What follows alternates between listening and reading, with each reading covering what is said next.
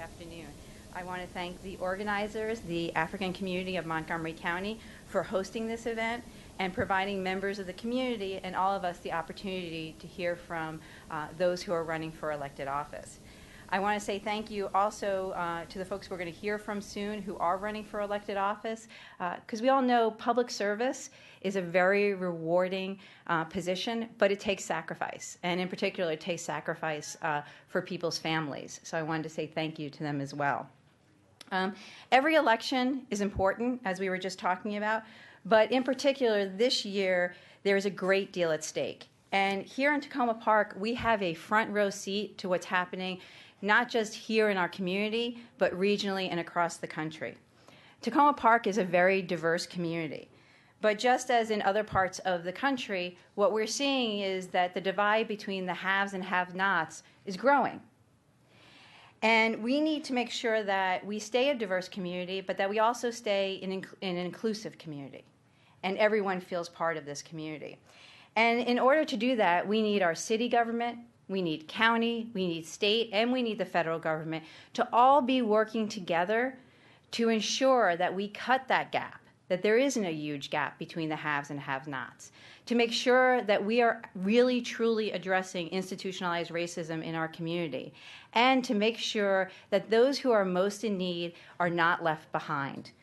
Because our communities will only thrive when everyone has the opportunity to fulfill their potential and their dreams. This election is also incredibly critical because we saw the impact of fear and hatred in our own community this past fall. We lost one of our neighbors and community members, Anita Datar, to a terrorist attack while she was working abroad to help young women and girls.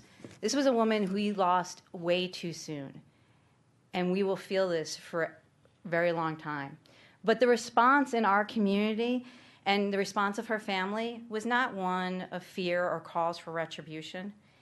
Instead, while others started equating Muslim with terrorist, we in Tacoma Park passed a resolution reaffirming our commitment to welcoming refugees and expressed our opposition to the incendiary rhetoric being espoused by many across the country. As they seek to turn fear and seek to turn victims into terrorists. We reminded the world that approaching issues such as this with compassion and empathy are key to building strong, inclusive, and healthy communities. So all of this is happening here, right here in Tacoma Park, but it's also happening in cities and towns across the country. And the candidates we send to Congress over the next few years are going to face these challenges and many more. And they will make decisions that will chart the course of our future. But it's not really just our future. This is the future of our sons and daughters that they are talking about and going to set for us. So to meet the challenges that lie ahead, I want to pass some advice on to those who you will hear from in a few minutes as you ask them questions. And this is a quote from Toni Morrison, who said, "As you enter positions of trust and power, dream a little before you think." So thank you very much and welcome. And I hope you have a good afternoon.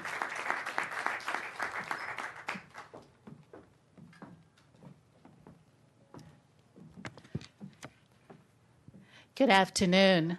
My name is Ngozi Azubike, and I am your moderator for this afternoon. Before we get started, I would like to just state a few house rules and ground rules that we're going to operate under today. First thing I want to mention is that each of the candidates will be given equal time to present their platform and to answer 3 questions. The candidates are not asked to agree or disagree with the platforms or the positions of the organizations that put this event together today. Also, I want to let you know that I, as the moderator, I am not going to be I'm not going to be approving or disapproving what they are talking about. They're simply going to state on their own behalf. We will not be asking them any leading questions that would suggest a particular desired outcome from them or answer from them. Also, I want to let you know that if you brought with you partisan information, they are not allowed in this auditorium, but you can have them over at the Azalea room around the corner. And finally, I want to ask you to please refrain from making noise or clapping during the forum, but you can clap at the very beginning or at the end. We just want to give the candidates maximum time to speak and to answer your questions. So with that said, we extended invitations to all of the individuals, the candidates that are running for the U.S. Senate seat, what is now Barbara Mikulski's seat.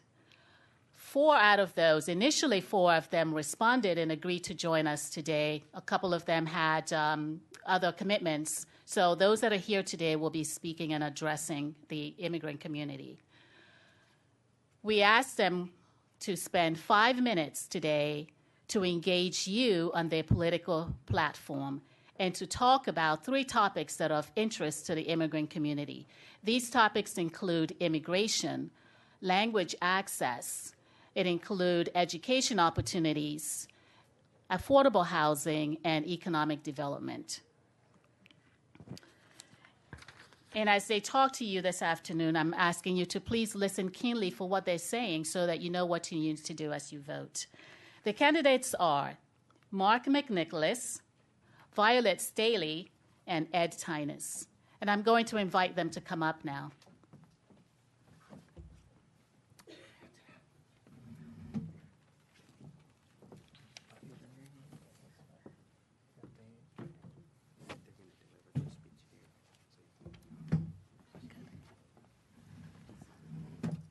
As they settle in, I am going to ask Mark McNicholas to please begin. He has 5 minutes to address you. Each one of them will have 5 minutes to address you. And we're going to go with Mark McNicholas, Violet Staley, and Ed Tynes in that order. Hi, I'm Mark McNicholas, and I'm running for the United States Senate. Thank you for the opportunity to come here today and let you know a little bit about me and a little bit about my views. Currently I do mortgage loans, so I have the opportunity to speak to people and take a look at the current situation. And I talk to them about what troubles they may be having now, what their goals are for the future, what troubles they may have had in the past. So I always enjoy looking at their situation and seeing what we can do to help. And it's given me an interesting perspective on what causes problems and then what causes things to get better.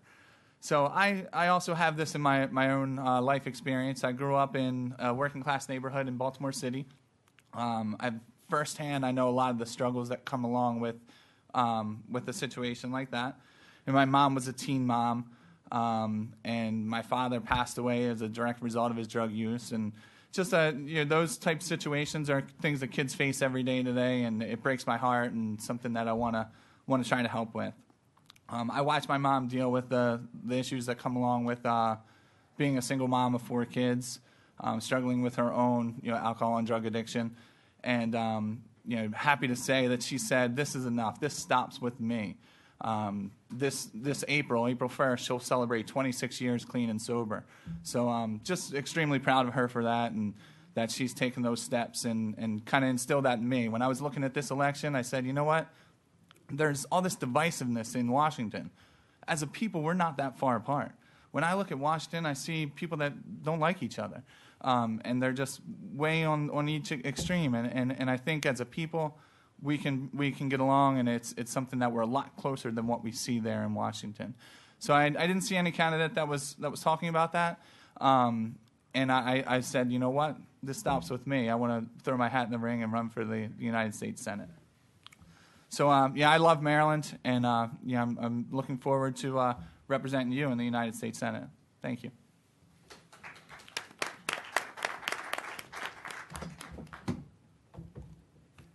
Hello, everyone. My name is Violet Staley, and I'm running for U.S. Senator to continue my lifelong mission of public service. I have volunteered in every community in which I've lived and advocated for neighbors and families. I took my volunteerism to my children's school when I lived in Harford County in the 90s. I coordinated the multicultural and actually created the human relations education, which brought people from different countries and backgrounds together. My goal is not just tolerance, but appreciation and respect. This, of course, is one of the goals of education. I was raised by the village in my hometown of Pacoima, California, which is a place where black people were allowed to buy, the only place in the San Fernando Valley in the 50s. I was held accountable by elders who wanted the best for me and checked my behavior when I was away from home. Even though my mother only completed high school, education was a priority for her, and she taught us something new every day. She couldn't afford to take us to other countries. We didn't take vacations. But she invited students from other countries to come and live in our home when they were studying here or working here. My life was enriched because of this, and I have continued this outreach with my own family. I think that having a registry of residents who would like to welcome people from other countries into their homes would be an asset to every community.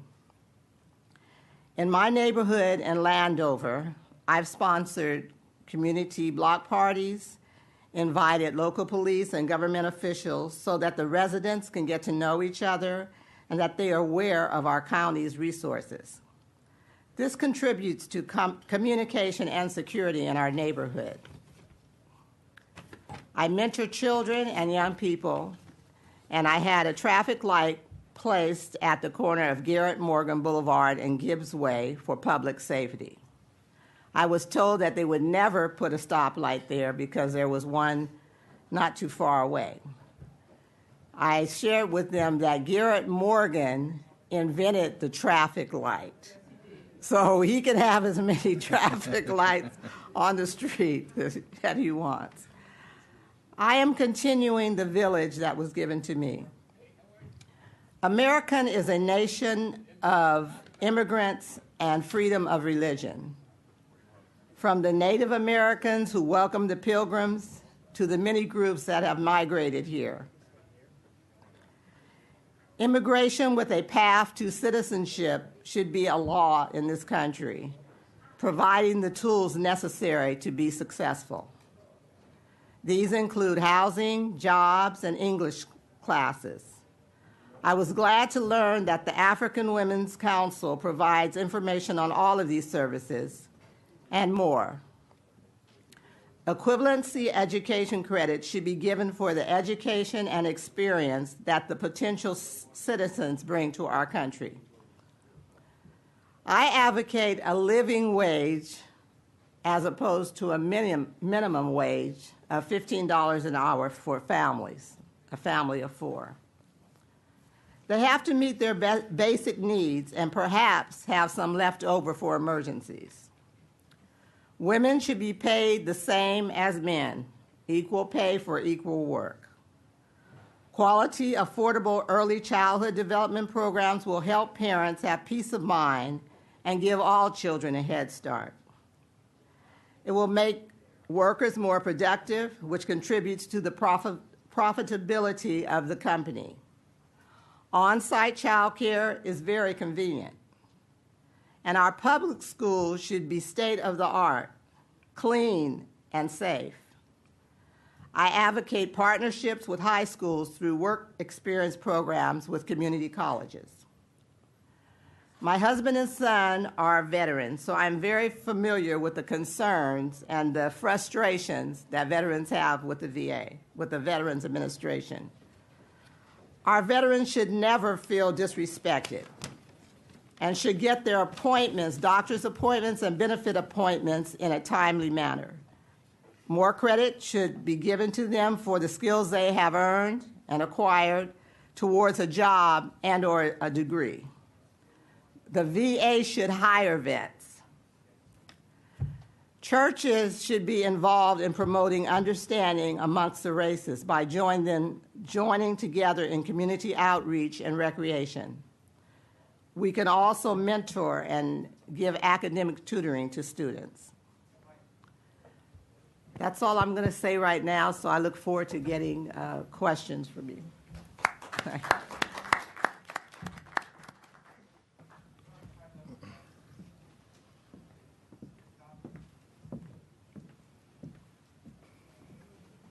Good afternoon.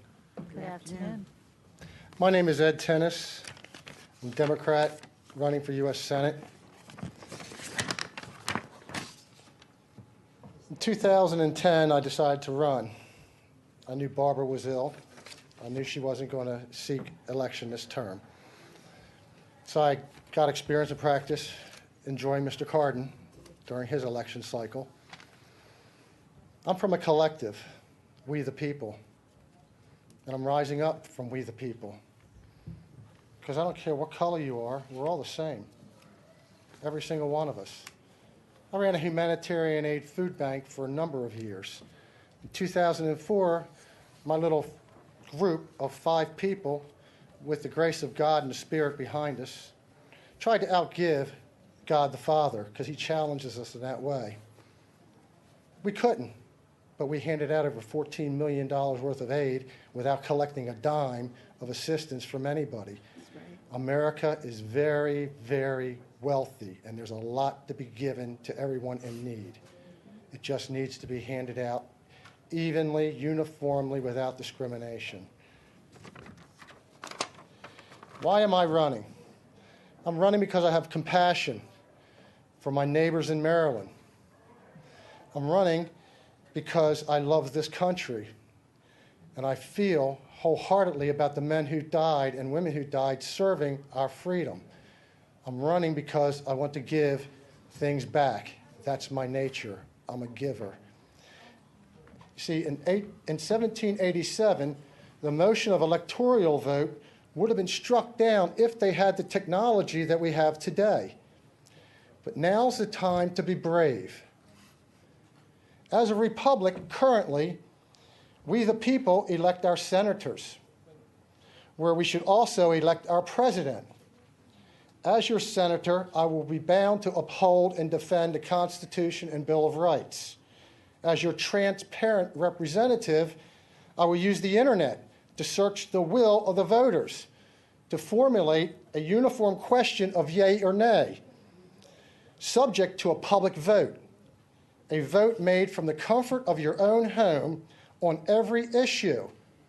My final vote will be between God and me alone, a God that holds me accountable for every word that comes out of my mouth, as you shall do also through my transparent use of the internet. You see, your life, your liberty, and your pursuit of happiness rests in your hands. I will ensure that we are no longer subjects to a federal government that has progressively assumed authority over our rights. I stand before you as the only Senate candidate in this presidential election that will surrender the authority of governance to a public vote as the Constitution dictates. We are to govern these United States. The state is of equal power and authority to the federal government. Our federal government has stepped into the jurisdiction of the state and us. They've stepped outside their boundaries. Our president, who is in the executive branch, has the authority to be an executive for the federal government, period. Whose fault is it? Where did we get this far? How did we get along this path that we've wandered off onto? It's not Republicans' fault. It's not Democrats' fault. It's our fault. Complacency. We didn't vote people in properly. 60% of us don't even vote. It's our job to get out there and get these people to vote for your freedom. That's what I'm offering you. True governance and freedom to have a voice in Washington to say yay or nay about an issue that is brought forth that's going to affect your life. Thank you. Vote Ed.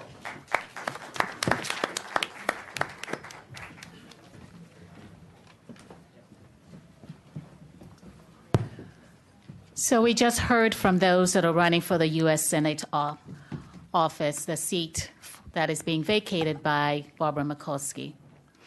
We'd like to thank you for joining us this afternoon. Thank you. And as our African immigrant and other immigrant communities make their decisions as to how they vote, welcome and thank you. Thank you. Thank you for coming, everybody.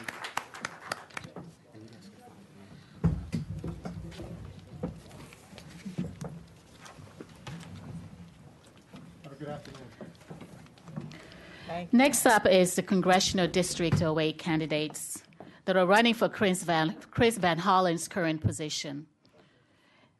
The candidates are Jeffrey Jones,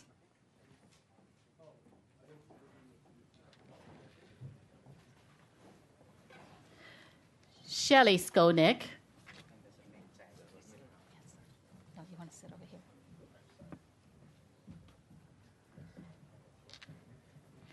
Kumar Barve,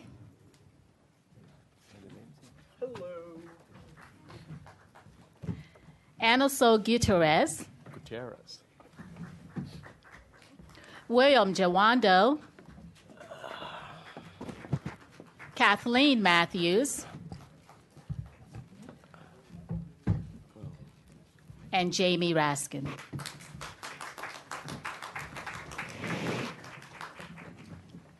Each candidate will have a minute and a half for opening statement and a minute and a half for closing statement at the end.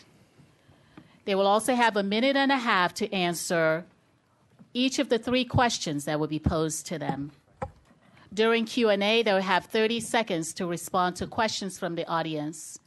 And if there's any rebuttal to be had, they will have 15 seconds to make the rebuttal.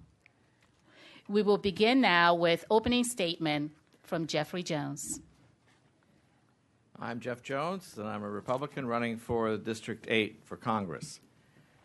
I want to let you know that I've grown up in Montgomery County, went to college in Carroll County, and I'm a pastor and have been for 40 years. I wanted to run because I was really upset with the way in which there are gridlocks in Congress, the way candidates insult each other, the way it seems like that we're just not getting anything done for ordinary people. And I believe that the name House of Representatives ought to have a representative, somebody who understands what real people are like. And because I've been a pastor, I've been with folks through all of the challenges that they face. I know hopes and dreams and plans. And I want to try to encourage that and to remove the roadblocks and to create an environment where people can cooperate and compromise and work together for the common good.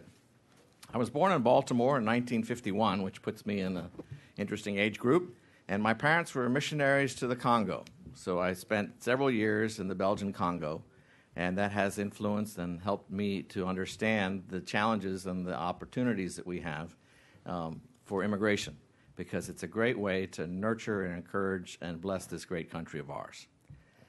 Look forward to your questions, and thank you for letting me be here.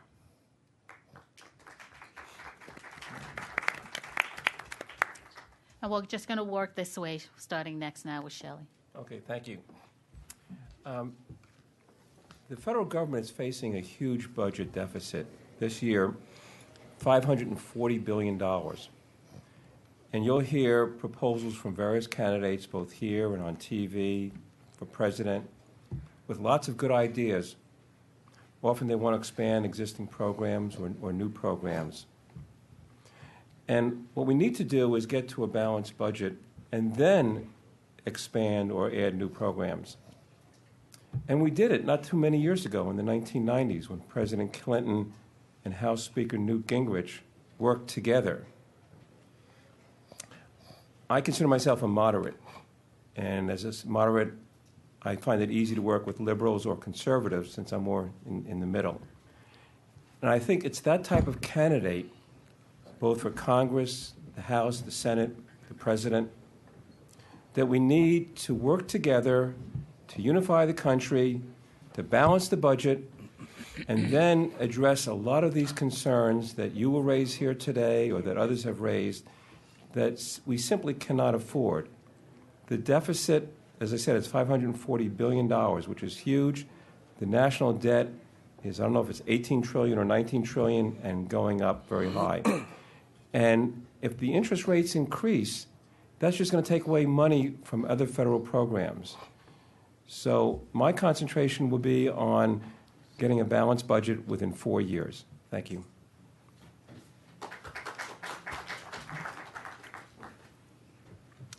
Good afternoon. My name is, ready? Okay, good afternoon. My name is Kumar Barve, and it's a pleasure to be here. Let me tell you a little bit about myself, because I think my family background is something you would find interesting and compelling. My grandfather, Shankar Lakshman Gokhale, was a freedom fighter in India. He was very against British rule.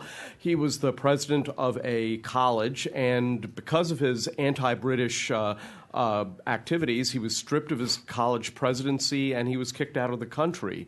Ultimately, he ended up coming to the United States of America in 1911, became a research scientist for the General Electric Corporation, where he and his colleagues were among the people who invented broadcast television technology.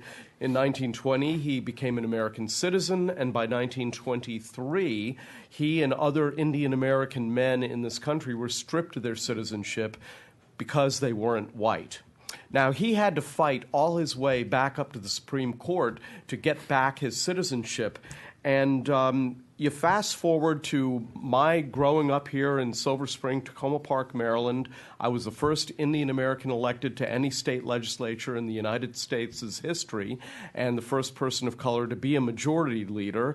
And all of this folds into a narrative about my feelings about the importance of immigrant communities, the importance of fostering a spirit of friendship with people who come from other countries and who are different from us. And so I look very much forward to answering your questions and discussing all of these important issues because they relate so deeply to my family history. Thank you.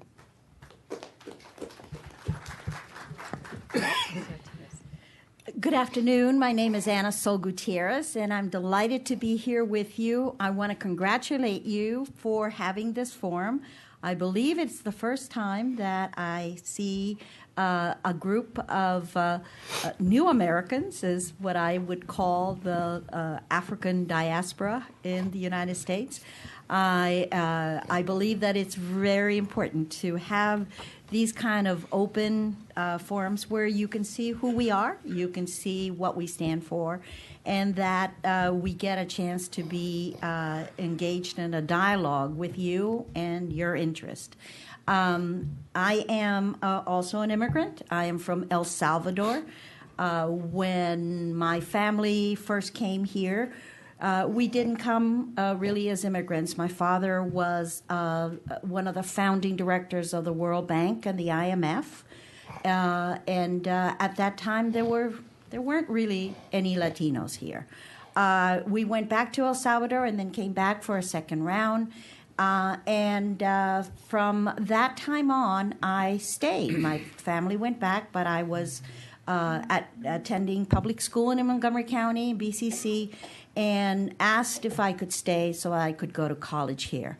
And that was the beginning, I think, of this wonderful journey, this opportunity that I have had based on education. I'm an engineer and a chemist, and I believe that that has permitted me to be successful as a woman, as a mother, a single mother of three, and as a legislator, as well as a professional with 35 years' experience. Thank you.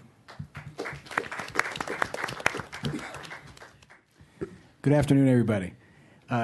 It's great to see you. It's great to see a lot of familiar faces. I'm Will Jawando, candidate in this race, but also a proud son of a father from Lagos, Nigeria, and a mom from Kansas, Hays, Kansas, if you know Kansas. And both of them are similar in this way, even though you might think they're very different. My dad came here on the heels of the Biafran Civil War in the early 1970s, seeking opportunity, which is really the theme of America. Why do people come here? For opportunity, and they leave their country for a lot of reasons, but it's always for opportunity. My mom moved east because the factories in her town had shut down, and she was looking for economic opportunity, also a common theme in our American story. And so I am African American in the truest sense of the word, I always say, and have been very fortunate to benefit from the great opportunity in this community. As you all know, there are more Africans in this area than any other place in the United States. I was proud to be a co-founder of the African Immigrant Caucus, which actually organized over 2,000-person forum last time and 2 years ago when we had a gubernatorial candidate forum. And I think in this race, I bring a unique set of skills to the table. I've worked in Congress with Senator Obama, with Nancy Pelosi, also worked with President Obama in the White House, helped pass health care, worked on critical issues like equal pay for equal work. But I've also grown up right here, the son of a a father from Africa who often faced discrimination here and had to navigate those two worlds. And I think what's missing in Congress now are people who understand what working families are going through. And we'll talk a lot about those issues today, but I'm excited to see so many people that are familiar faces. So thank you very much.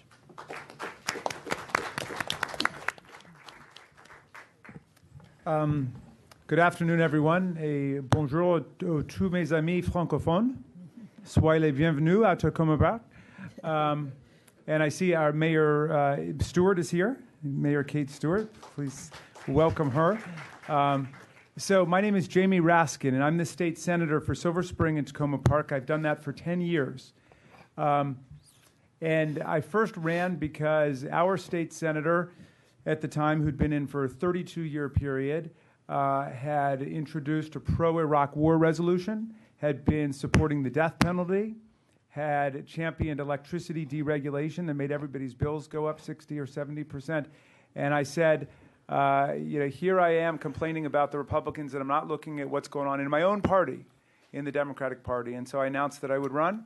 All the pundits said that the chances of beating a 32-year incumbent who is president pro tem of the Senate were impossible. And 9 months later, we got 67% of the vote, and all the pundits said my victory was inevitable, because the pundits are never wrong. In that time, we've gotten done everything that I said I wanted to set out to do. We abolished the death penalty in Maryland. We passed marriage equality in Maryland. We reformed mandatory minimum sentences. We restored voting rights to the ex-felons. We passed tough environmental legislation. And I've had on my side a number of African immigrants who've been crucial to my success. One of them is Joseph Eyong, who is our constituency coordinator for the District 20 delegation. Please recognize Joseph for what he has done. He's been with me from the beginning.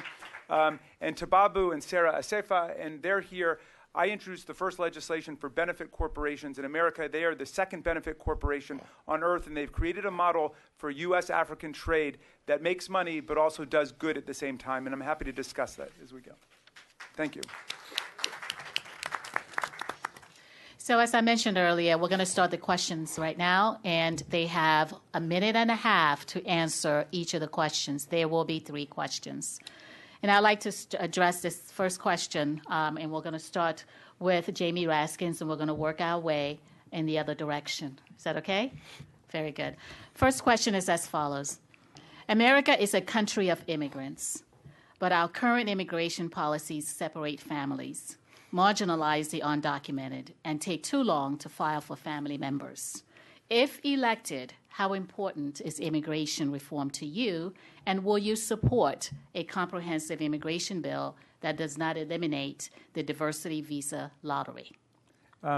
Yes, absolutely. I will support that. I will champion it, and I would consider it an essential dimension of the work of the representative from this district because of our huge and extremely beneficial immigrant population that we have here. So I would be fighting for comprehensive immigration reform the way that I fought for passage of the DREAM Act, which we got done in Annapolis, so that the students here whose parents are undocumented can go to college at Montgomery College or the University of Maryland at in-state tuition prices. And I fought for that, and we got that done. We are a nation of immigrants, as you say, not exclusively immigrants, because we can't forget that there are millions of people in America who are the descendants of slaves and who were brought over here involuntarily. That's an important part of the American story too. But we are also a nation of immigrants. My family, we're certainly immigrants to this country. My grandmother actually tried to make it to America when she was coming over from Poland originally. She didn't know how to read, and she was told, just go to the country with the A on the front and the A on the back. So she ended up in Argentina and lived in Buenos Aires for 25 years before she got to America. She could have ended up in Albania or Austria or something like that. But so this is an important part of who we are. And I'm proud to be a Democrat because we stand up for the idea of what our last great Republican president called government of the people, by the people, and for the people. Today's Republicans, I think, have completely abandoned investment in the people of the country. Before the next speaker speaks, I'm going to ask you guys to back away from the mic just a little bit because we're getting feedback. Don't be scared, but it's working. And then I'm going to ask the audience to please refrain from clapping because we want to give them maximum time to speak to you and to address your questions. Shall I repeat the question again, or you? Okay, very good. America is a country of immigrants, but our current immigration policies separate families, marginalize the undocumented, and take too long to file for family members. If elected, how important is immigration reform to you? And will you support a comprehensive immigration bill that does not eliminate the diversity visa lottery? Thank you, Ngozi.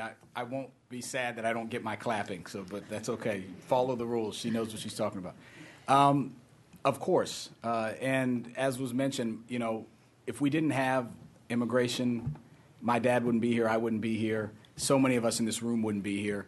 We are a nation of immigrants, whether involuntarily or voluntarily came here. Unless you're a Native American, even they crossed an ice bridge at some point. So it's the greatness of America, and the kind of the bad side of it that you see with the Republicans is this xenophobia and nativism that they're tapping into.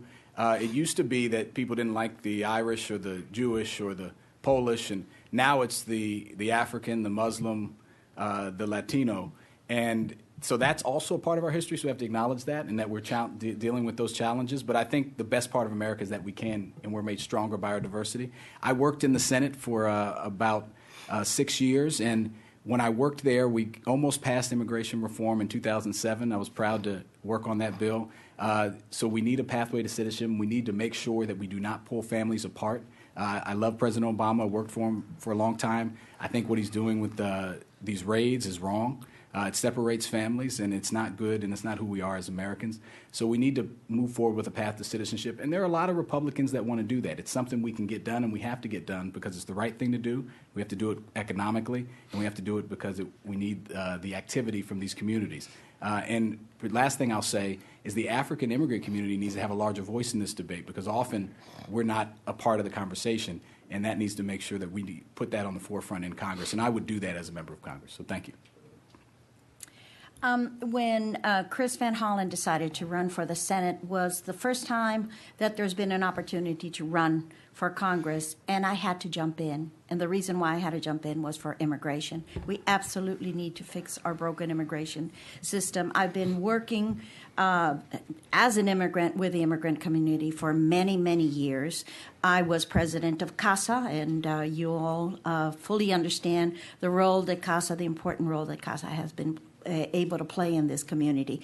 But I also have taught a course on immigration policy and the impact on state and local, because it impacts everything that we do, our education, our health, transportation, and our driver's license. I am the champion of having Maryland be one of the few states that kept the driver's license available for undocumented. But at the federal level, we absolutely need to move forward. I don't think comprehensive immigration reform is possible as the big enchilada, the way we tried to do it.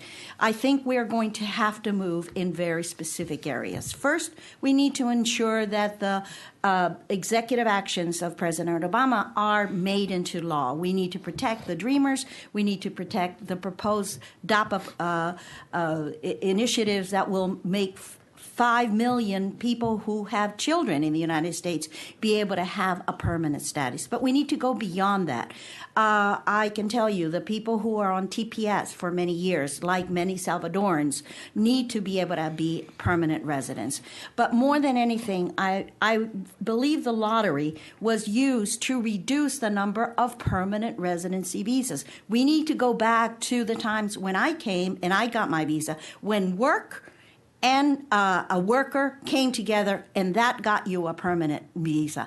That's the number of visas that this country needs to keep its economy going and to ensure that people who are willing to come and work are going to be here as permanent residents. Thank you. Mr. Barve? Thank you. Of course, I support comprehensive immigration reform, and I very much support diversity in the mix of individuals who come to this country.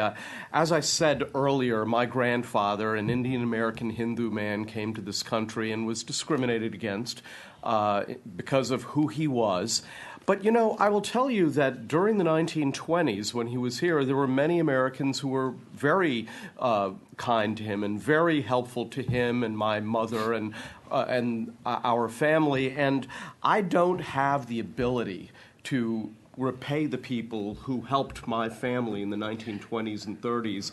That's why I became so aggressively involved in the DREAM Act, and along with Sheila Hickson, who represents this area as well, I was one of the persons who came up with some key legislative language that made the DREAM Act pass on the House side. And as you know, everybody pays taxes, and we simply made that as a requirement. But of course, that's an easy thing to prove if you're working and living here, buying goods and services in Montgomery County and in Maryland. And so for me, this is a very emotional thing. Too many people were helpful to me and my family, and I consider it a moral obligation on my part to pay back to new Americans today, because I can't return the favor to the people who helped my grandparents and my mother way back when. A similar question was asked in another forum, and my response was that I would support the Gang of Eight comprehensive reform that was in the U.S. Senate, with a modification that it leads to a green card and not citizenship unless there's extraordinary circumstances like working in the military. So that's on immigration reform. I'd also give a green card to any foreign graduate student who comes to the U.S., and this has been talked about and seems like everyone's in favor of it. I'm not sure why it hasn't been passed yet, but I would give a green card. But an issue that's come up very not too recently, is the refugee crisis. And it's not just from Syria, it's also from Africa and other countries. We have more refugees in the world today, millions of them, than at any time since World War II. It's basically the major moral question.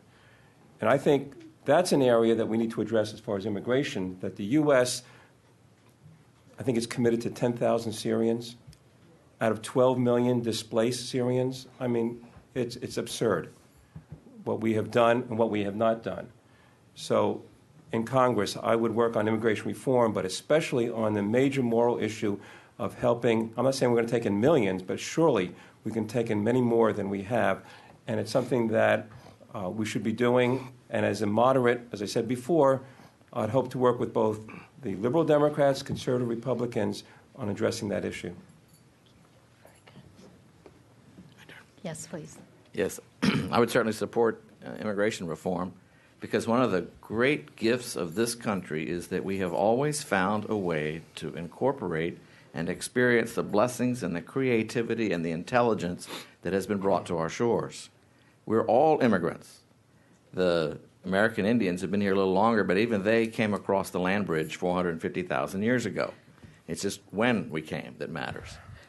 The important thing is to provide a way for people who want to be here, because this is the greatest nation in the world, a path that's clear and understandable and appropriate for becoming a citizen, and to provide as many resources within that network, education, housing, employment, support, so that we're able to provide a place for someone who really wants to be here to have all the same gifts and abilities and resources that all the rest of us have.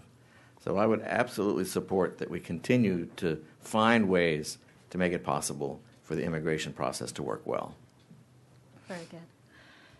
Candidate Kathleen Matthews just joined us, and I'd like to give her a moment to introduce herself, and I will also pose the same question to her before I go on to the second question. Welcome. Thank you so much. Apologies for being late. I've just come from the northern part of Montgomery County, where a group of Muslim American voters hosted a wonderful meet and greet to introduce me to some of the issues in their community. And with traffic, it took us a little longer to get here than we thought.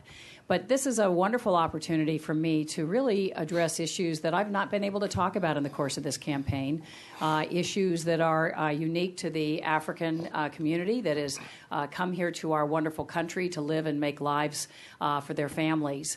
For me, I have a great passion for Africa. My husband served in the Peace Corps in 1969 to 1971 in Swaziland.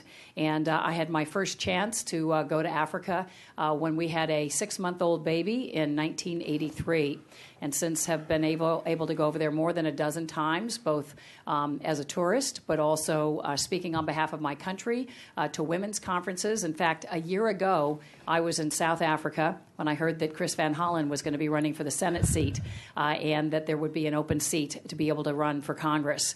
And I was mentoring a woman from KwaZulu-Natal, a South African woman, who was starting an AIDS program in her community that's been ravaged by that disease. And so it was there that I really made the decision that I wanted to get off the sidelines and actually be part of the process of making this country creating more opportunity in this country, addressing sort of our shrinking middle class, stagnant wages, and the income inequality that I think a lot of people are wrestling with. And so I really look forward to talking about immigration reform and all the issues that I think are really front of mind for all of you here today. Thank you. Very good. I'd like to ask you the question that the rest of the candidates were just responding to before you came in, and then I will go to the next set of questions. And the question is this.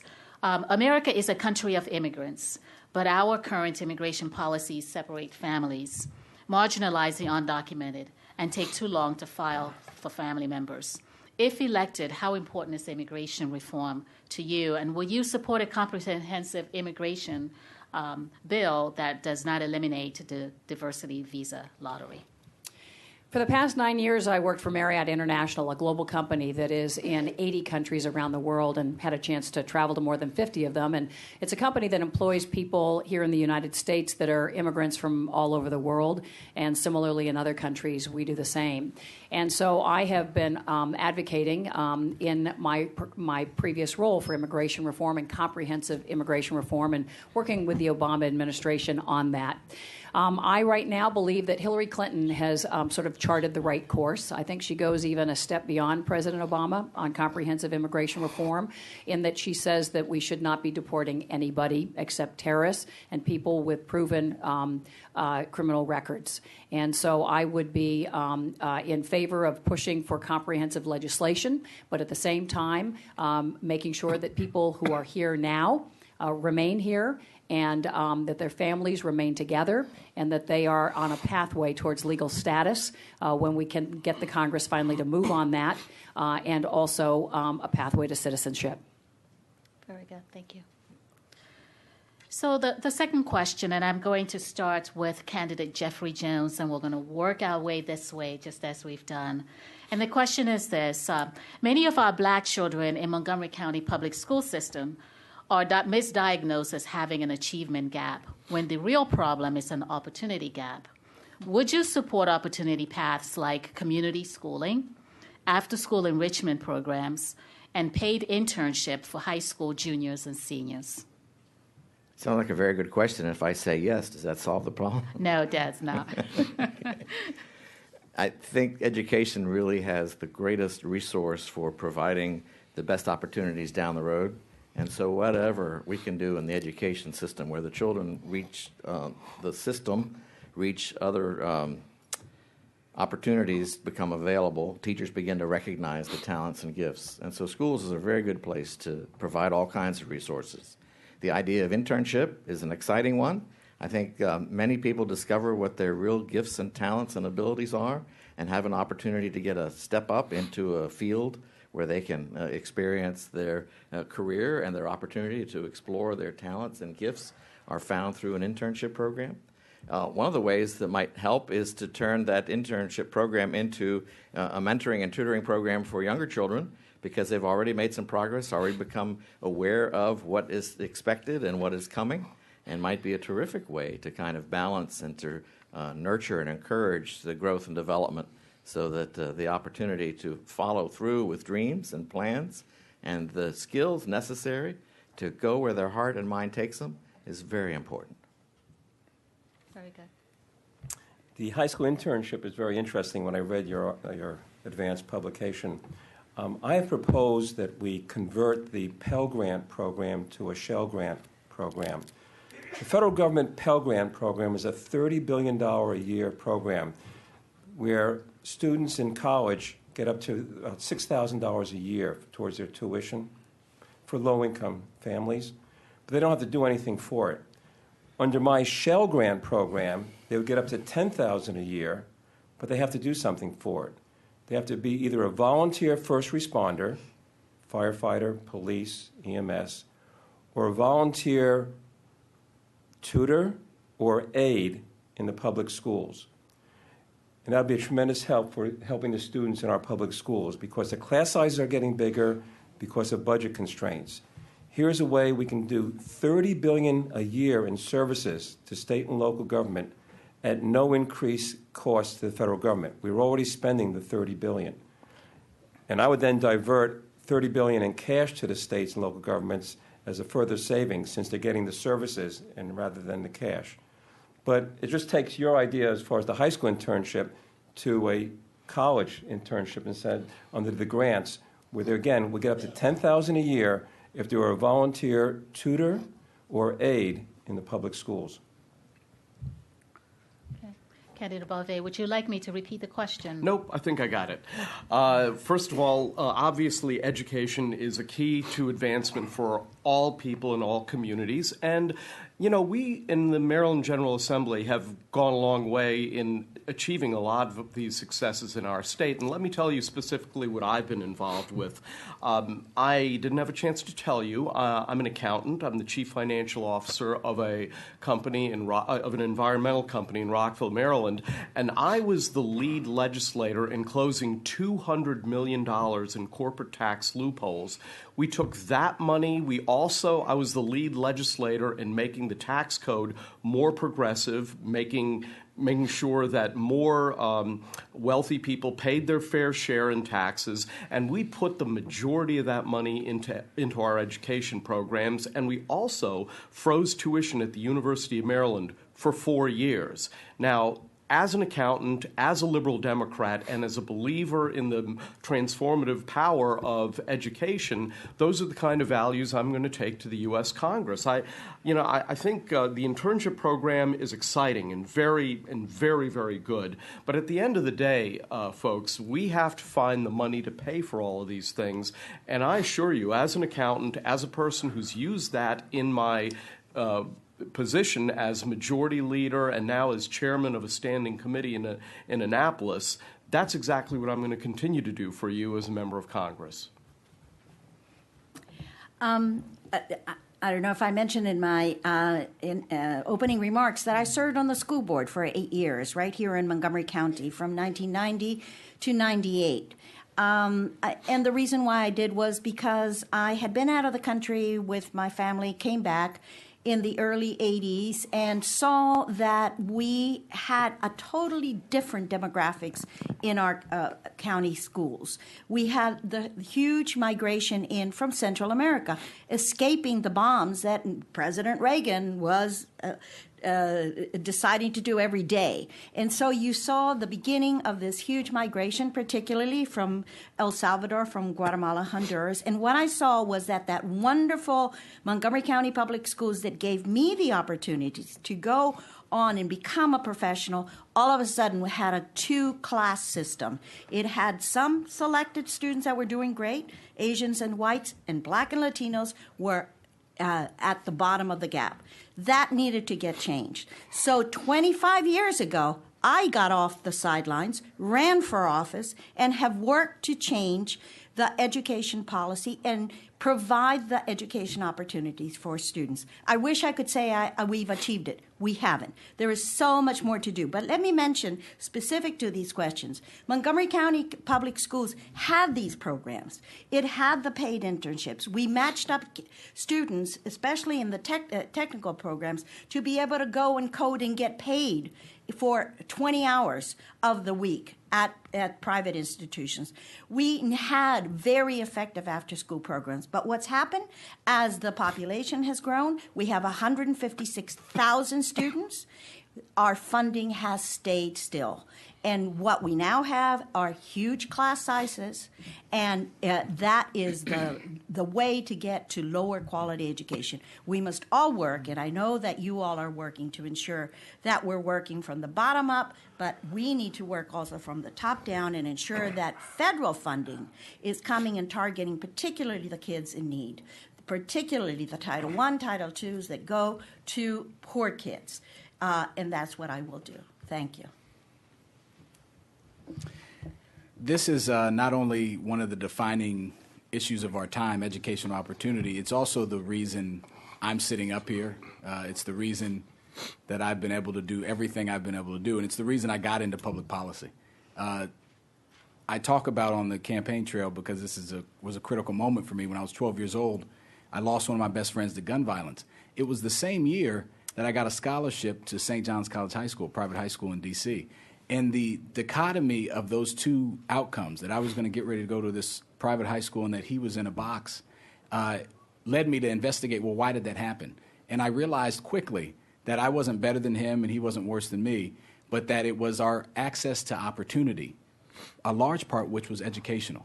I realized his mom worked 2 to 3 jobs that didn't pay a living wage, so she wasn't home from 3 to 7, which we know are critical hours from research where you have to be home to make sure your kids have positive people around them so they don't get caught up in trouble. I realized that the transportation infrastructure was too slow, and it took her 2.5 hours to get to and from Bethesda. So I realized it was systemic factors, and that's how I got into this work. And I've dedicated a large part of my career to working on educational opportunity, both locally and nationally. Nationally, I worked on the Senate Education Committee where we expanded Head Start, which is early childhood education, to the highest number of slots ever. We reduced the student loan interest rate on the back for kids going to college and expanded Pell Grants, which were mentioned earlier.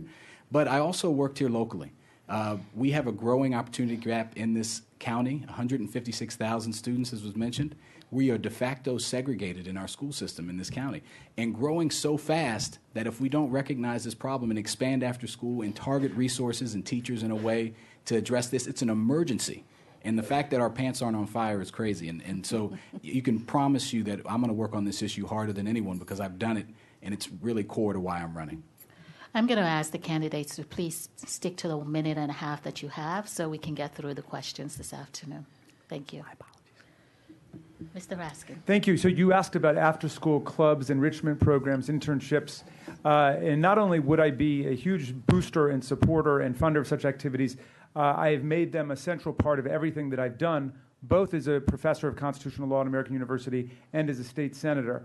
The first program that I ever launched along these lines is called the Marshall Brennan Constitutional Literacy Project, which I did with the families of Thurgood Marshall and William Brennan. And we go in and we teach about the Bill of Rights and the Constitution to kids in public high schools. And we're at 18 high schools throughout the Maryland and D.C. area, and it's spread to 20 law schools across the country. So literally thousands of high school students have gotten an education into basic constitutional literacy skills through this. Secondly, I don't know, do I have any other fellow big fans of chess out there? Any chess players? We got some. Okay, so we launched a program after the terrible, tragic killing of a young man named Ty Lamb, who was a student at Blair High School, who was a friend of my son Tommy's, who was a chess player, and he was killed by gang members on a bus in downtown Silver Spring. And we launched a program called All the Right Moves to try to bring chess into public schools. I've worked very closely with Fernando Moreno at Broad Acres Elementary School and other activists in the community to get this out there. My son Tommy, who graduated from Blair High School, was involved in starting a program called BLISS. Any of you guys know about the BLISS program at Blair? But it's a student-to-student tutoring program, and I'm very proud of what he did. I actually saw Renee Johnson, our principal, yesterday, who told me that BLISS is still going strong. So this is an important value in our family. I think we all know that income inequality starts with education inequality. So we've got to start with basic resources like a level playing field through universal pre-kindergarten at all of our schools across this country and investing in our public schools, and especially in English as a second language. But we also have to look at enrichment programs, and we have to think out of the box, I think. So I very much benefited in my high school days, tutoring in a low-income community, teaching disabled children how to swim, a lot of activities like that that really were the enrichment in my life beyond school. And looking for programs like that we can provide to all youth. During my 9 years working for Marriott International, where I was a senior executive reporting to the CEO, we created a nationwide program through the National Academy Foundation. We paired courtyard hotels, small hotels, with every high school in those communities for a mentoring program for after-school enrichment so that they could look at new careers that they might engage in and find internships in those schools. And we made a commitment to thousands, in fact, hundreds of thousands of hours through the Clinton Global Initiative for that program. Overseas, I started programs with a group called Aquila in Rwanda, where we found young girls right out of high school, and we brought them into a training program, not in Rwanda, but in Dubai, where we gave them mentors and paid them to learn hotel skills. They're now returning to Rwanda to work in the hotel that Marriott International is opening up in Rwanda. And we found a similar program that I launched a year ago in South Africa called Harambe. The Harambe program is a job accelerator that takes young disadvantaged youth and pairs them with jobs, with the training that is a bridge. And we've got to look for these out-of-the-box ideas, not only in our own community, but all over the world, which is going to really advance the next generation in the 21st century. Thank you. Kenge, where are you? All right, Kenge is walking around, and she's collecting questions from the audience, because we're going to get to that point very shortly. If you have a question, please make sure she has it, okay? All right, so the last question I have for the candidates, and I am going to start with you, Ms. Matthews, and we're going to work in that direction. Is that okay? Small businesses are the engines of America's economy, but the focus, the incentive, and power is usually given to big businesses. What is your vision for Montgomery County's vibrant small businesses? And would you support President Obama's Trade, Not Aid initiative for Africa? I think entrepreneurship is going to be the future, not only of our U.S. economy, but also the world. And so we have to encourage that entrepreneurship. And I remember talking to Seth Goldman, who started Honest Tea. His business is based in Bethesda, Maryland. And he said, we've got to look for the ways to support and create incentives, but also ways to ease the pathway for these small businesses. Because that's what the young generation, millennials, want to go into. They're all looking for these new startups. And so we've got to help them through tax incentives, ways that they can provide a minimum wage without having to lose jobs, provide family and paid medical leave, and the kind of benefits that we believe that all businesses should provide. When you talk about Africa, it's got to be a combination of aid and trade, I believe.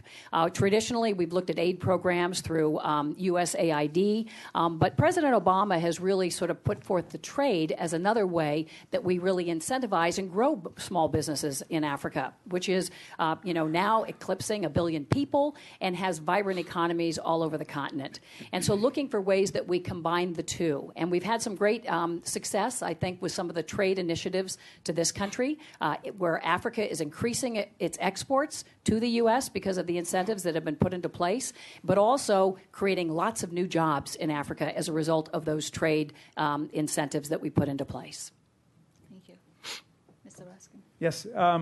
Well, the big businesses, the big corporations, they have political action committees and lobbyists and an army of representatives to go fight for them on Capitol Hill. So I don't need to be their representative. I want to be the representative of the small businesses in our community, and that's precisely what I've done from Annapolis. And I'll give you 2 examples of legislation that I've done. One is really path-clearing legislation called the Benefit Corporation Law. We became the first state in the United States, the first state on earth to create a new corporate form where you charter the business to make money, but also to have a public purpose as well. And it might be promoting adult literacy. It might be cleaning up a stream. It could be anything, but you build it into the charter of the company. The very second benefit corporation on earth is represented here today by Sarah and Tababu Asefa, and I've been very involved in helping them from the very beginning try to promote Blessed Coffee, which my wife drinks every morning. I'm not a coffee person, but the coffee people love Blessed Coffee, which comes from their native Ethiopia. The second is we made it possible for people to raise money online from fellow Marylanders up to $100,000 in $100 increments. So you can go online in a crowd-raising platform without having to file with the U.S. Securities and Exchange Commission. So much of the federal red tape and bureaucracy is based on the idea that it's a huge corporation that has an army of consultants and lawyers to do this stuff, and we're finding ways to allow small businesses to get up and go without having to go through all of the red tape. Thank you. Great question. Thank you.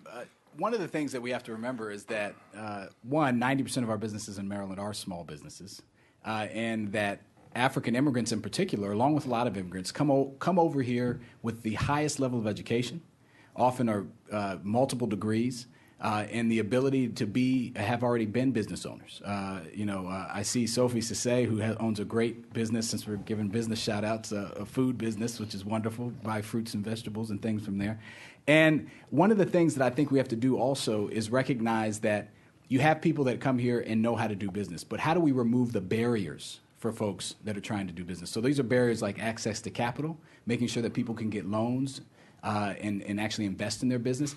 It's things like, how do you deal with government and local government? Procurement is a huge issue in this county.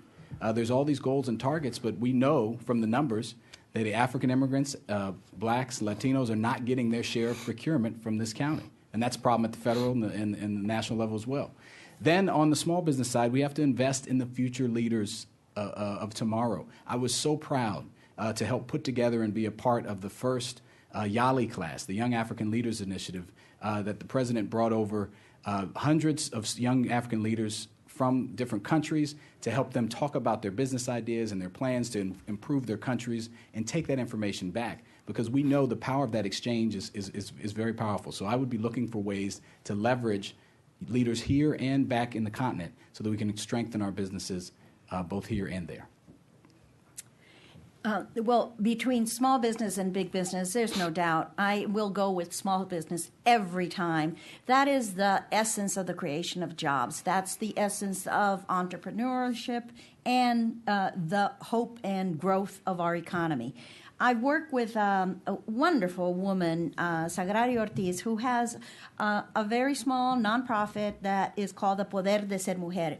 And in 6 weeks, she will take young women, old women, women who desire to go into business, and in 6 weeks helps them prepare a business plan, do the hard economic goals, and at the end of the 6 weeks, they are ready and they have started a business. It can be a small business, it can be an ambitious business, but that is capturing that energy of our immigrants and our young entrepreneurs. But that's not going to help us at the federal level. The federal government must do the type of things that Bernie is talking about. We need to move away from the 1% controlling everything at the expense of the 99%. We need to make this a high priority. We need to put in the regulatory controls. We need to put in the laws that are going to ensure that the rich are not getting richer and that this money is being brought down and shared so that we can all grow. In small business, medium-sized business, entrepreneurship is the answer for growing the economy. Thank you. Mr. Barve? Well, I think I'm the only person here who is actually a manager of small business, and my perspective is a little different. We have 25 employees, and my observation is that the economy is an ecosystem. Big businesses, medium-sized businesses, and small businesses are in a symbiotic relationship with one another. Now, in my company, we have 500 customers. We pick up hazardous waste, some from doctors and dentists, but we also have very large customers. 4 of our customers account for 1/4 of our revenues, and many small businesses are exactly like that. I don't believe in pitting one against the other. I believe that what is healthy for the entire economy, and especially for small businesses, is understanding the importance of simplifying tax regulations, having a progressive income tax system, and also working with all businesses so we can all thrive. You know, here in Silver Spring, you have 2 very important large businesses. You have United Therapeutics and you have Discovery. And these 2 large companies employ dozens of medium-sized and small businesses. Take it from me, it's important to small business people for their success and survival, for everyone to succeed. It's not a false dichotomy here, and I'm not going to choose between one or the other. But at the end of the day, for small businesses, it is, of course, having an educated workforce, having simple, understandable regulations, and an appreciation of the fact of how hard they work, because let me tell you, that's how hard I work. To help small businesses, I propose tax reform. Currently, all businesses pay 35%, no matter what your size. I've proposed a graduated, almost what Kumar was talking about, 5, 10, 15, 20, and 25% tax rates, so that the small business would start off at 5%, which is a reasonable tax for a small business, and then work its way up. Regarding trade, as you know, that's very controversial. The TPP on Pacific, the 12 nations, I'm not sure if that's ever going to get approved. I don't like the multi-nation trade agreements. I'm favoring bilateral 5-year trade agreements with 5-year renewal options. So that way, we have a specific trade agreement between the United States and a specific country, not 10 or 11 countries, So we match the needs of our two countries, and we limit it to 5 years, after which we say, do we want to continue or not? Do we want to modify it or not? Which would encourage the nations to work together, because oftentimes you don't know what's going to happen in your trade agreement. So we could have these trade agreements with all the countries of the world, but again, bilateral, not multilateral. And it's very difficult. If you watch the presidential debates of the candidates, both parties, trade has become very controversial both for Democrats and Republicans. And I think a reasonable bilateral 5-year trade agreement is the way to work out a solution to the trade that can get through Congress and signed by the president. As a pastor, I had on 2 occasions the opportunity to start a ministry to the unemployed because of a variety of reasons, shutdowns in the company. And several of those who were there were coached by others to consider small business. So I'm very supportive of the idea that that's a great place to start. But I also understand, as already been mentioned, there's a connection between small businesses and medium businesses and large businesses, and the opportunity to go from a small business to a large business is certainly possible and want to be encouraged. One of the things I've discovered in preparation for our meeting today, and thankful for the questions being provided for us, is that aid and trade question is a big one. And there are no easy answers. And part of the challenges, and one of the things I discovered as my living in Africa gave us, was that the challenge of how the government is operating. And so when there is a clear opportunity for the trade to be set up with a government that's working in a democratic form, the folks in the country are able to begin to take real advantage of that. And so we want to find ways to encourage that kind of connection and support the opportunity that would really value the creativity and the energy and the work that people put in. So trade, yes. Small businesses, yes. Let's nurture and encourage our creativity everywhere we can find it. Very good. Thank you very much. We're going to give the audience a chance to interact with you, ask you questions. We have about approximately 20 minutes to get through this process. Recall that you have about 30 seconds to respond to their questions. Okay. Kenge, please. Thank you. Thank you, everyone, for submitting your questions. I've received a lot of really great questions because education was the top count. When I was counting them, education was the top topic. So it says our education system continues to slip down the ranks globally. With large increases in the number of foreign children entering our public school systems, what would you do to ensure that we are culturally competent and sensitive, or have culturally competent and sensitive teachers and educators, as well as administrators, to help bridge that achievement gap suffered by foreigners and avoid the trap of young people of color ending up in the juvenile justice system? Why don't we start with you, Ms. Matthews? Great. So one of the great miracles in this country is the continuous waves of immigration. And it is what has created the mix, the melting pot, the stew that is America. And we want to encourage that. But we also want to make sure that we don't have growing income, education inequality, and achievement gaps. And so resourcing teachers to be able to be in the classroom in the ratios that you need when you have children who speak English as their second language is very important, and something that we really have to pay attention to. We also have to, I think, look for things, as I said before, that are kind of out-of-the-box solutions. Public schools in Denver, Colorado, for example, now have, in some cases, extended the school day so that children stay in school from 9 o'clock to 4 o'clock or even 5 o'clock. And that enables children to do their homework at school with some teachers supervising. That's so helpful when you have 2 working parents or a single working parent who's not able to be at home and help with the homework. So looking for those kinds of solutions that help families when you have families working very hard to support their children. I think we have to look for those kinds of things. But I also think about the miracles, and I want Eli, who works on my campaign team, to stand up. He wasn't expecting this, but Eli came here as an immigrant with his parents from Ethiopia. He went to Memphis Public Schools. He graduated in the top of his class, and he got a full scholarship to Vanderbilt.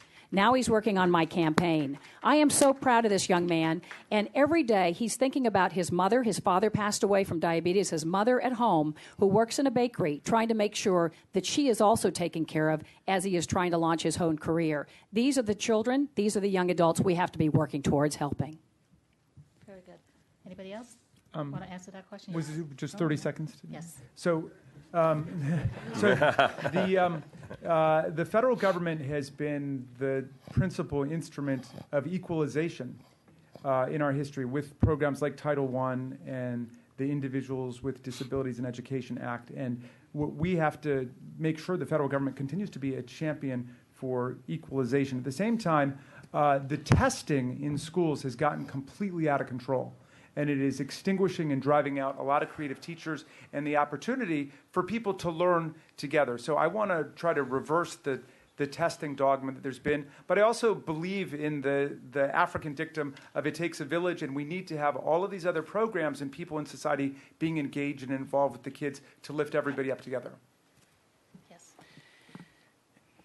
Huge issue. Montgomery County is a microcosm of a national trend, growing 2,500 students a year, mostly low income, mostly students of color. As I mentioned earlier, segregated in many ways, East, West County. And we have serious challenges that we have to face, not just overcrowding. You have in the same district, Walt Whitman, which is overcrowded, and Springbrook, which is under-enrolled, right? And because of our segregation and because of the way the school system works out. So we have some serious issues.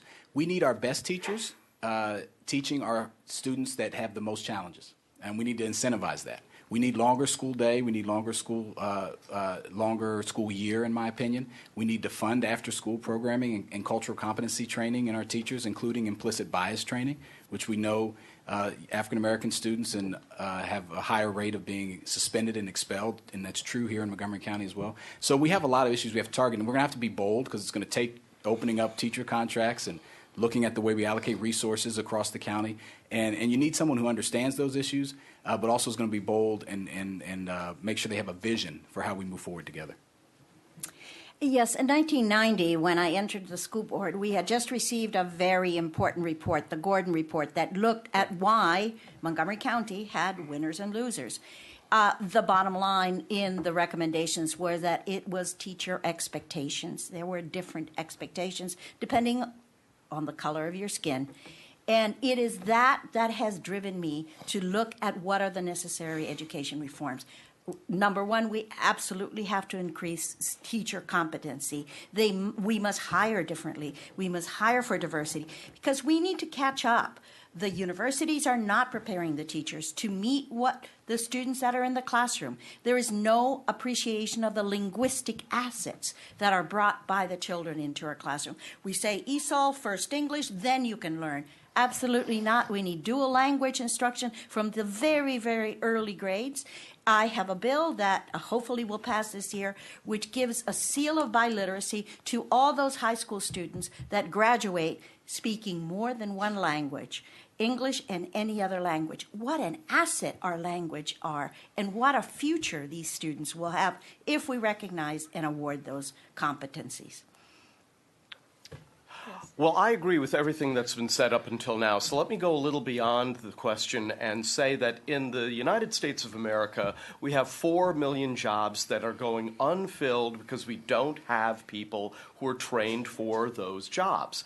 We need to do what I did at the state level, close corporate tax loopholes so that we can free up money, partner with the business community to get training to those 4 million Americans to fill those jobs. These are middle-skill jobs, respiratory technicians, plumbers, welders. These are the kinds of jobs that are not outsourceable. We should focus more on upgrading the skills of the middle class than we do typically fighting wars in the Middle East. Okay. K through 12 education is basically state and local government. We're running for Congress, the federal government. As I indicated before, if we take the Pell Grants and transfer them into Shell Grants, that's $30 billion worth of services each year to go to volunteer first responders, aides, or tutors in the public schools. That's how the federal government, at no increase in the budget, can provide dramatic help to state and local governments in the school system. And we have to be realistic. We're talking about Congress. Trying to get money from Congress is going to be difficult. One of the things that we can do in 30 seconds or less is to remember that we often expect the federal government or Congress to fix the problems. One of the best resources we have is folks interested in going into your local school and tutoring, encouraging, creating. In our United Methodist Church, we're all trying to adopt a school in our neighborhood. so that we can provide those extra resources to make that difference. And that's a simple idea that can be picked up by community groups, athletic clubs, families. Adopt a school in your neighborhood and encourage that kind of diversity. Thank you. Thank you. Now, this next question is related to gun violence. Many of us here that have immigrated to these states for safety and for opportunity. What is your position on the sales and carrying laws of guns? Anybody want to begin? Mr. Raskin. This issue has been very central to my work in Annapolis. After the disaster took place in Newtown, Connecticut, I introduced with Senator Brian Frosch the toughest, most comprehensive gun safety law in America, and we got it passed. We have mandatory fingerprint licensing for anybody who's going to purchase a handgun. We have a ban on military-style assault weapons. We've limited the size of the magazines. We've said that if a gun is lost or stolen, you have only 48 hours to report it to the authorities, and if you don't, that's a misdemeanor. What I want to do is to take the Maryland way on gun safety to Washington, to take on the NRA in Congress the way that I took on the NRA in Annapolis, and to get permanent, comprehensive gun safety law passed in Washington. That's totally what I want to do. Let me say that you don't have to respond to the question, not all of you, but if you have a response, please provide it so you're not feeling the pressure to respond. Okay? Let me just say that I think, at least among the Democrats, there is no difference of opinion among us in this issue. And the Democratic Party of the United States has always been the political party, that has supported gun control and limiting gun violence through the use of federal regulation. And I would submit to you that the reason we have these problems is, to a very great extent, because the U.S. Supreme Court is unbalanced. It is a unduly conservative Supreme Court, and it's my hope the next Democratic president and Democratic Senate will replace Antonin Scalia with, I don't know, maybe Barack Obama. Who knows? I'll just add quickly. Kumar's right in the sense that we all are for gun safety and gun violence. I told you my personal story, losing a friend when I was young to gun violence. One thing that's not often mentioned that I do want to mention, and then I want to talk about how you get it done, is gun trafficking. My wife, who's here, Michelle Jawando, authored a bill for Senator Kirsten Gillibrand that would crack down on trafficking of guns across state lines. A lot of times, even if you have a great law here in Maryland, people go and buy them other places, and then they come and sell them, and the penalties for that are not as dramatic as you would think they are. That's one thing. The second thing is we're going to have to build. Washington's not Annapolis. It's a very different environment. I've worked up there for a long time, and we're going to have to be able to have someone who can speak with power and passion about the impact of guns in our lives, and then build the coalitions on the outside to get something done about it. And that's going to take some time. It's going to be incremental, but that's a key factor in this gun debate. Ms. Matthews. I would agree with Will. This is not about the bill. There have been a lot of bills that have been going nowhere in the U.S. Congress. It's about mounting a communications and political strategy to convince moderate Democrats who may still oppose gun safety legislation and moderate Republicans who also oppose it, and getting them to turn the corner on this issue. And so I would say that, people who have the communication skills, I would bring everything I've learned in 30 years as a television news journalist and every shooting that I ever covered, including the sniper crisis, as part of the communication strategy to try to win over enough people so we can finally get this done and face down the NRA. I just want to reiterate President Obama's approach that says stop electing people that are going to not support the control of gun sales, gun violence. Most of the regulations for gun sales and regulations are at the state level. That's why I'm so proud that in Maryland we passed this terrific set of laws. But we're not done yet. It isn't one law that's going to make it the whole change. We have to continuously look to see how we train, how we regulate, how we strengthen those systems that are going to keep our communities safe. Anybody else with a response? Yes, Mr. Scona. In my work, I visit the Social Security office in Seabrook, Maryland. It's a regular little office for Social Security Administration. And there's the lobby area where people wait. Usually there's 50 or more people. They have 2 armed guards in the lobby at that Social Security office. 2 armed guards. If the federal government can devote the resources to put 2 armed guards at a local Social Security office, surely we could put armed security guards in all our public schools. We'd pay for it again. I told you about the Shell grants, the volunteer first responders. They could be military veterans going to college who would also be a volunteer security guard at a school. As one of the Republicans, I wanted to say, I was the pastor who buried the victim of the Beltway sniper, the first one. And so I know very much what that does to the families. But I agree with Kathleen on this one. We need to elect, and why I'm running, people who know how to negotiate, who know how to compromise, who know how to get things done so that something can be accomplished that's for the good of all of us. Thank you. Okay, now this is related to the general election, or to the election overall.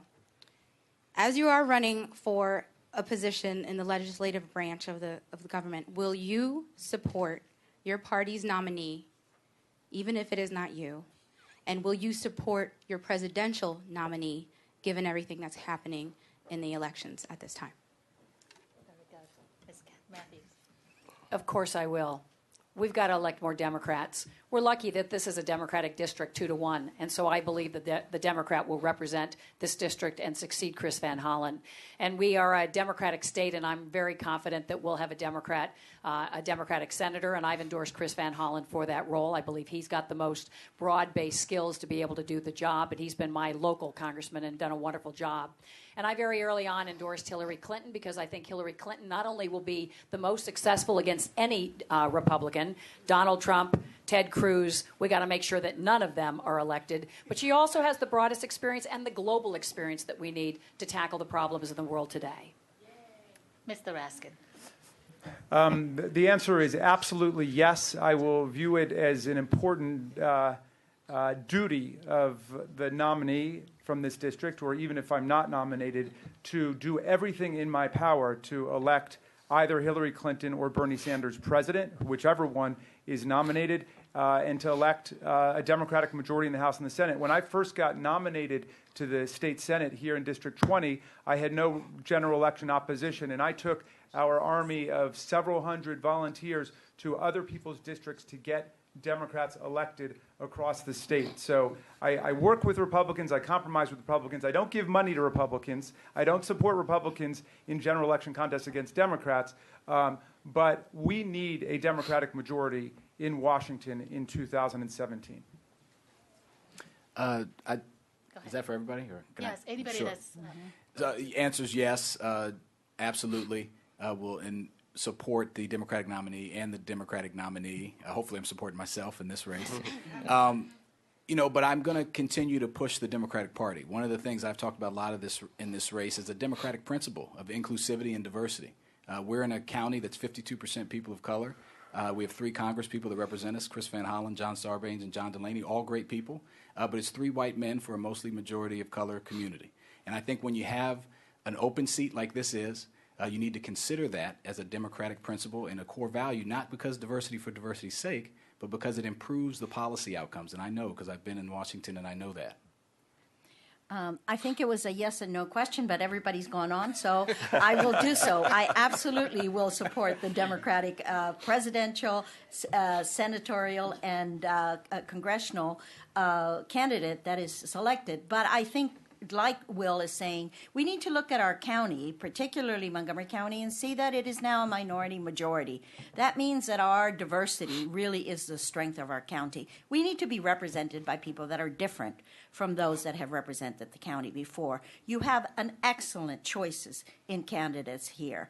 I hope that you will look beyond the money and the rhetoric and what the media is saying are the front runners, and make sure that you elect a person that's going to be representing you and your interests. Well, let's make sure we hear from the Republicans on the panel.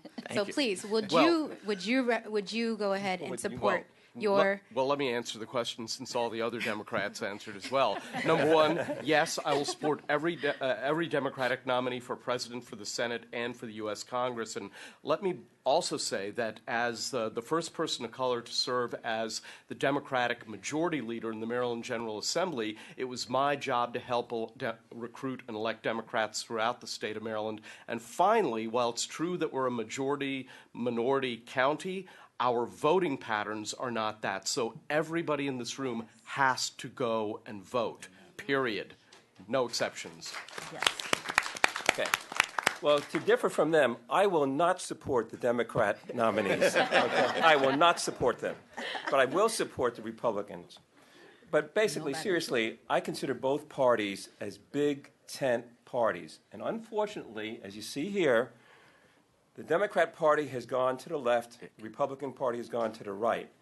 And there's a lot of intolerance, I think, in both parties that they are moving away from the big tent. And as a candidate, I will promote my candidates. Obviously, I will differ, as you know, on my issues. As a moderate Republican, I differ on a number of issues with other Republicans. But I think both parties, to survive and thrive and benefit all of us, we need to have both as big tent parties and not what's happening here as indicated on this side and sometimes on our side. As a Republican in this race, I will say that our process requires a great deal of prayer. We need to be praying. One of the other things we need to remember is that, yes, we're sitting in Montgomery County at the moment, and I'm a Montgomery County high school graduate, but our district goes all the way to the Pennsylvania line. So I, too, would remind you, you must vote. You really need to vote. You need to find somebody that you believe understands where you're coming from, what your life has been like, and respond appropriately, because we have a great country that allows us to choose.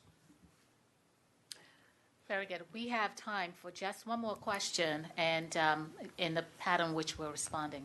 Okay. Earlier we spoke about immigration and the lottery system not being knocked away when you are looking for comprehensive immigration reform, whether you're for it or against it. What is your understanding of the diversity lottery program as it relates to the African immigrant community? I'm happy to chime in first and give everyone a chance to think about it. So I know from having worked on this issue several people in this room are co-founders of the African Immigrant Caucus, which is, if you're not a member, I'll do a little quick plug of that. It's to raise up African immigrant voice in this community in the District of Columbia and Maryland and Virginia, where there are no more Africans than any other place in the country, so that your voices are heard and so that you vote. And one of the issues, I'm also a member of the African Affairs Advisory Group for Montgomery County. Several members are here. That the issue of Africans being, discrimination may be a strong word, but not preferenced in this process of who comes into the country through the lottery visa has been a continual issue. It's been something that's been advocated on the Hill, and there are some good members like Karen Bass and others who have been open to hearing that. I think we need to make sure that we look to Africa as an opportunity. This is back to the trade versus aid. I think too often our foreign policy in this country has viewed Africa and other parts of the world as missionary, folks that need to be helped, where it's as opposed to a resource and people and leaders who can actually inform and grow the economy. And if you look at it that way, you're going to want to bring people over and not disadvantage people in that lottery. If I could just jump in, when the lottery was established, there was politics being played, and it was a moving away from the family reunification policy that had been the principal way in which visas were granted.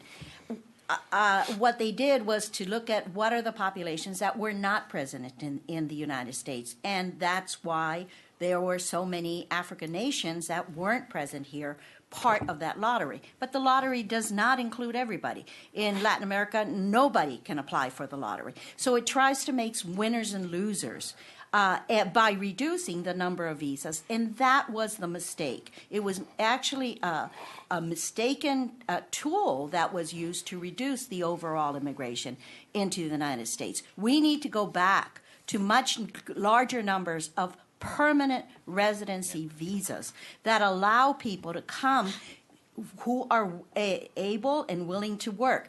The HB1, HB2 visas are not the answer. They replaced a lot of these permanent visas that force people to stay here 3 years and then go back to their country. And all of a sudden you get some more people who have to be retrained and they go back to their country. That's flawed policy.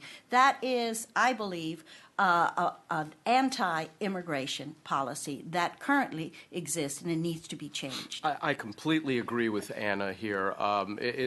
Those policies are almost tantamount to indentured servitude of old. Let me just say that for me, the end result has to be immigration policies that are colorblind and religion blind.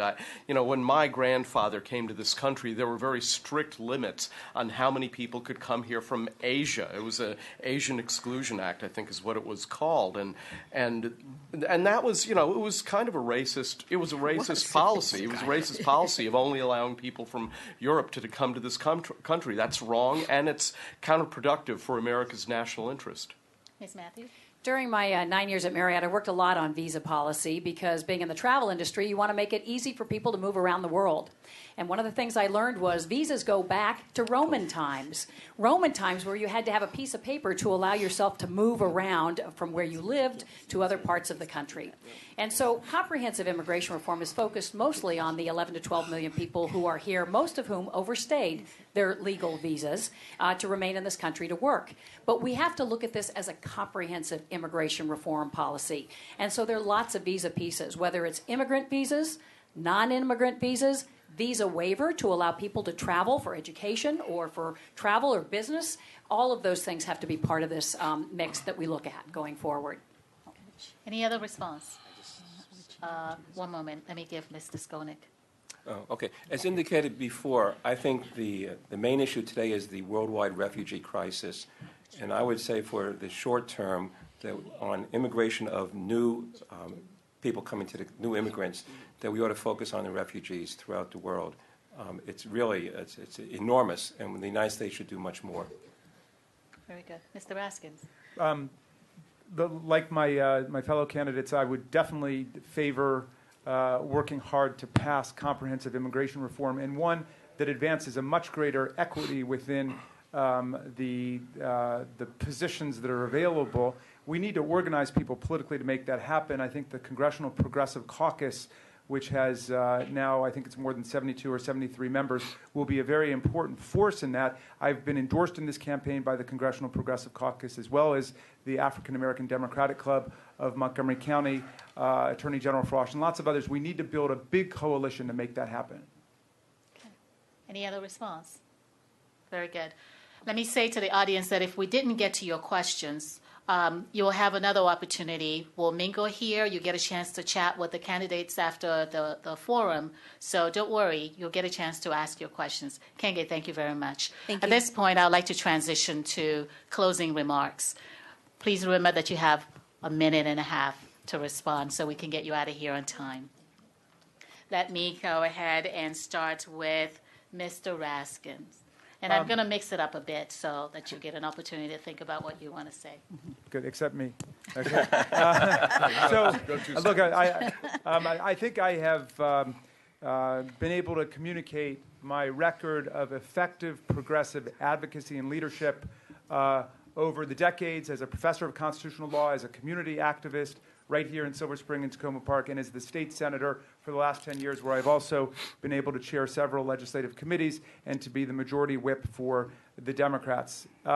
Look, public office is something that we earn. It's not something that we buy in the United States of America. So this congressional district has suddenly become a kind of national laboratory for how people get elected to office. And I just want to say there is a logic to the American system of federalism, where people get involved at the local level, here in Tacoma Park and Silver Spring. I can't tell you the number of committees that I served on here, the redistricting committee, Democratic precinct official, precinct vice official, and so on and so forth.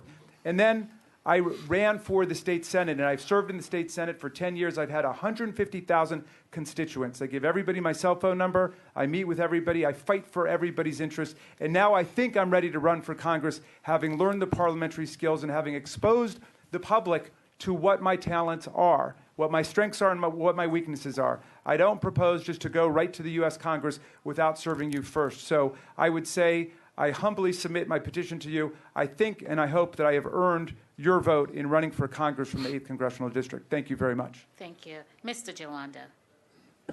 Thank you, Ngozi. Thank you, everybody, for coming today. I'm always excited to see diverse crowds caring about democracy.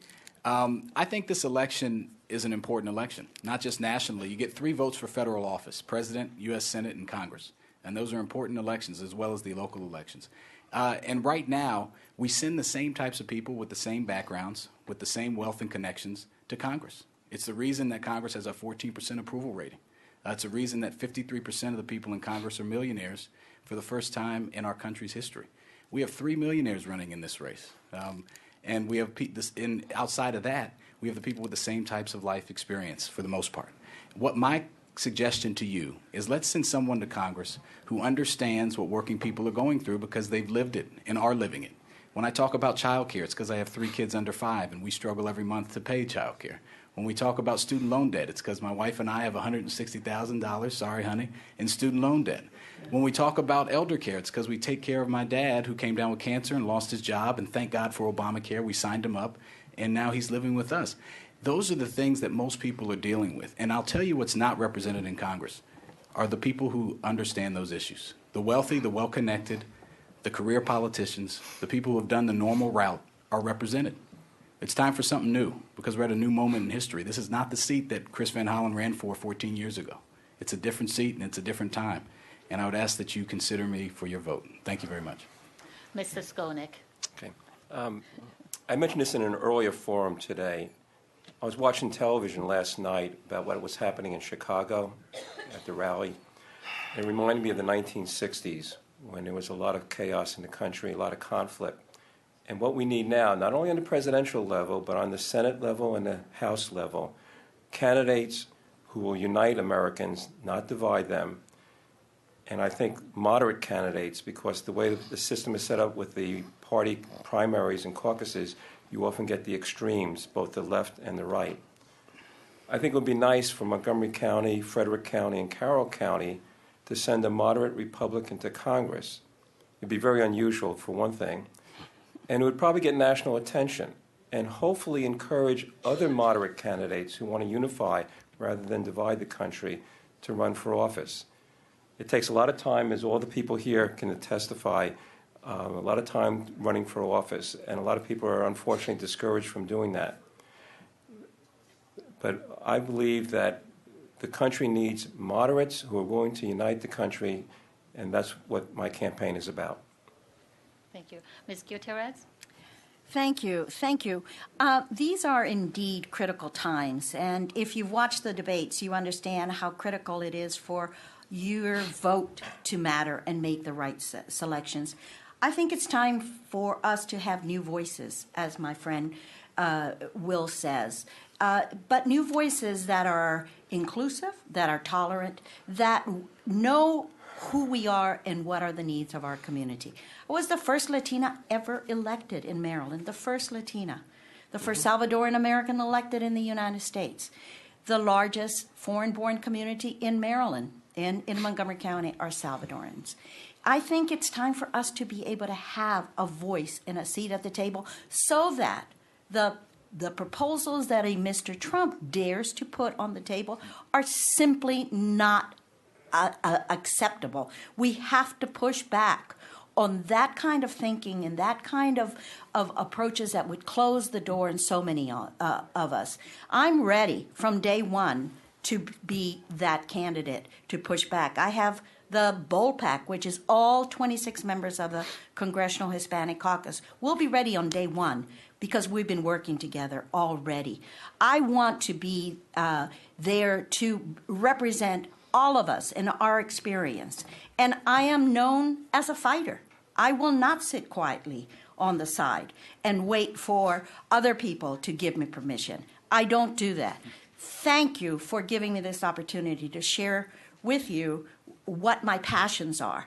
And remember my name. It goes from A to Z. Anna Sol Gutierrez. All right, then. Very good. Mr. Jones. Thank you. Deeply appreciate the opportunity to be here with you all. Will made my speech for me, just about. Running for Congress is because it's a House of Representatives, and it needs to be somebody who truly understands and represents the folks who are in the district. I reached my first $1,000 contribution this week. So I'm raising my money $25 and $30 at a time. We need to recognize that it's life experience, like having parents who are going through dementia, having been a part of the community where I've had to bury those who have been taken by violence. I've had the opportunity to nurture and encourage those who have had a difficult time in life. I understand. And this district deserves someone who can represent and understand the challenges of real people, the common people in the district we're representing. And I think I have a good opportunity to do that for us, to be a fresh voice, a new voice, and an opportunity to represent the district and bring the opportunity to truly work at compromise, at working together, at recognizing that the power of this nation has been that we have taken ideas and worked together to make it possible. Thank you. And I approve this message. Ms. Matthews. It was my honor to serve you and serve this community for 30 years as a journalist, really going into your neighborhoods and telling the stories of what was happening in your lives and the lives of this community. And then I had the great fortune of working for the past 9 years for a global company, which gave me that global mindset, that opportunity to see how the global economy works and how you create jobs in places like South Africa and Rwanda with innovative business solutions. Business also teaches you problem solving, and I'm very grateful for having that experience. Like many on the panel here, my husband and I came to Washington, him out of the Peace Corps, me out of college with college loans and college debt. We got married, we raised 3 kids, and over 80 years of combined salaries, we're at a position now where I can quit my job and run for Congress full time and really earn your vote by spending the last 9 months talking to you, just like I did as a reporter all those years, to hear your stories and your concerns and be your voice in Congress. But I also am animated in this campaign by the fact that not only do we have a Congress that doesn't have enough minority representation, it doesn't have enough women. 50% of our population is women. 50% of you out there in the audience are women, and the Congress is only 1/5, 20% women. And so I'll yield the rest of my time because that'll show you, it'll demonstrate for you the fact that we do not have enough women's voices in Congress, and we need to build women's voices if we want to build women's choices. Finally, Mr. Barve. Thank you. It's been my great honor to represent you as a member of the legislature. I, as I've said, became the first Indian American elected to any state legislature, the first person of color to be elected chair of the Montgomery delegation, and then to be the majority leader of the Maryland House of Delegates for 12 years. And through it all, though, I've never forgotten my grandfather, the fact that he was stripped of his citizenship in a racist move by the Supreme Court, and that he had to fight to reclaim it. That has been an animating feature of my life in many, many regards. And let me mention that, the Baltimore Sun has described me as a staunch but pragmatic liberal, and I'm very proud of that moniker. But let me say one other thing that hasn't been mentioned and that I think is very, very important. There's only one other Hindu in the United States Congress. I would be the second. And I have been particularly disturbed by the discrimination that has been seen from Donald Trump and others directed against Muslims. And as a Hindu, I have a very keen appreciation of what it's like to be a part of a misunderstood and sometimes despised religious minority. And no one else has mentioned it, so I will. There will simply be no better person to defend people who have minority and misunderstood religious points of view than this Hindu kid who grew up in Silver Spring, Maryland. Thank you. Very good. I'd like to thank each of you for making the time to join us this afternoon and for sharing your perspective and views on these various topics with us. Thank you. I'd like to invite Isaac, our producer, up here now to close out.